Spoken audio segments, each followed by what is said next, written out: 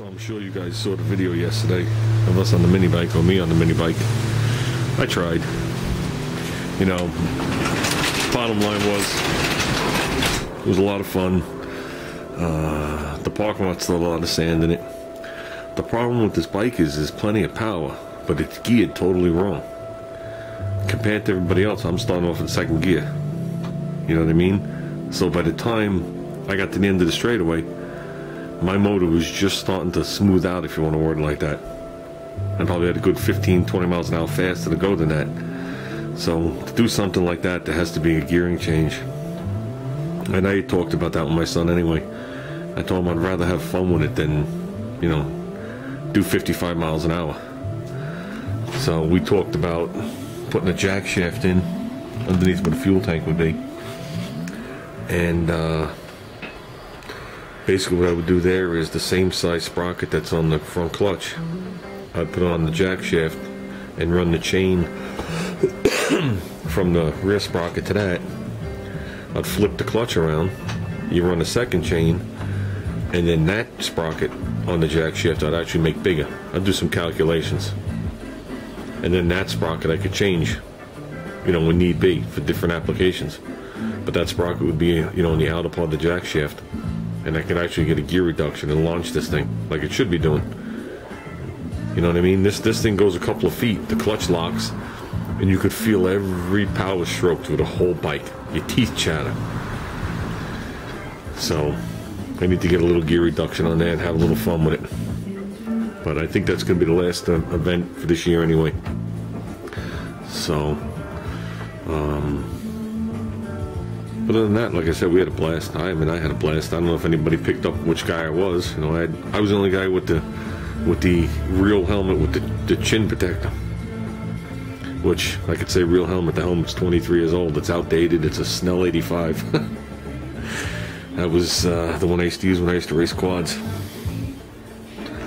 So, but yeah, we took everything out last night. We did a prowl. We beat the streets with both of these.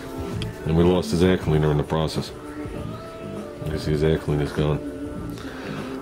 So now we're fully loaded. Got some tires. Got 2 barbecues in here. My welder's here. Some of the stuff out of my car.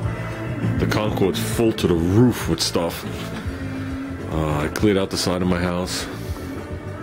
I don't know. We worked outside. It had to be all in all probably a good 7 hours yesterday, getting ready for this hurricane.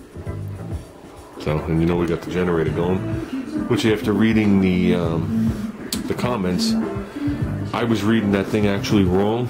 I don't know, I put it back over here. I thought I was at 3550, and then when you look at the lines, I was actually at 3450. So I am going to tweak this thing up another 150 RPM to get it right. I'm going to do a video on this by itself. I've already had a request on what it is and how it works. I know some of you guys know what it is, but not everybody does. It's made in Germany. It's got to be good. So, but like I said, when you're running a single cylinder like that, use this on a 1,000 scale. So, whoops, I'm not reading it. So if I put this, it's hard for me to do both of these at the same time. If I put it on 3, it's 3,000 RPM.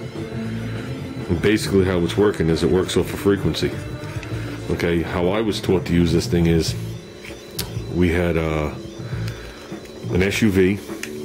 We put a weight on the drive shaft. Okay, we drove the SUV down the road in high gear 1-to-1, not overdrive. And when we got the vibration, we looked at the tach to see what it was. We'll just pick a number, 3,000 RPM. And all we did was rest this thing on the headrest. Okay, because I was sitting in the back seat. I rested on the headrest. And I tuned it, you know, I can't do it with one hand, it's very hard. In and out, till you saw the wire fluctuate. Okay, honed it in. Looked at my reading. Okay. And by that, you could say to yourself, wow, it's reading, okay, it's reading 3,000. So then you say to yourself, okay, that could be an engine vibration because it's at 3,000. Or you see it's reading 1,000 and you say to yourself, okay, the motor's 3,000. I have a 3-to-1 gear ratio in the back. Okay, could be something tire related.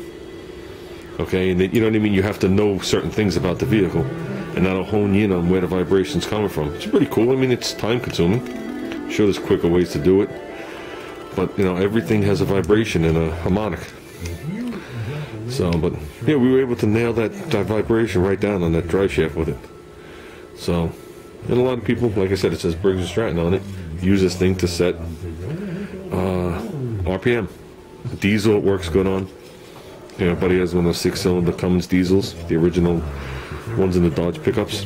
You know, the ones that the motors go forever but the bodies fall off them. And dead on. So I did that Granada project.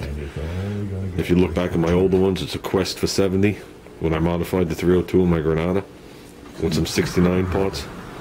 I did it on that. That was dead on. So I checked it with my handheld tack. I've tried it on the wagon. Very hard because the idle fluctuates way too much on that thing. So it'll go in and out, in and out. I've tested on various things. You know what I'm saying? If you can get a steady frequency out of a speaker of 10 hertz, you can hone it in on this. But since the frequencies are constantly changing here, I can't do it. So, like I said, I'll do it. I'll do a video just on this thing. And I'll do it on one of these small motors. I'll probably do it on, I got that back here buried now. I got that 3.5. That's a perfect candidate for it. It's got a governor on it. We'll do it right on that.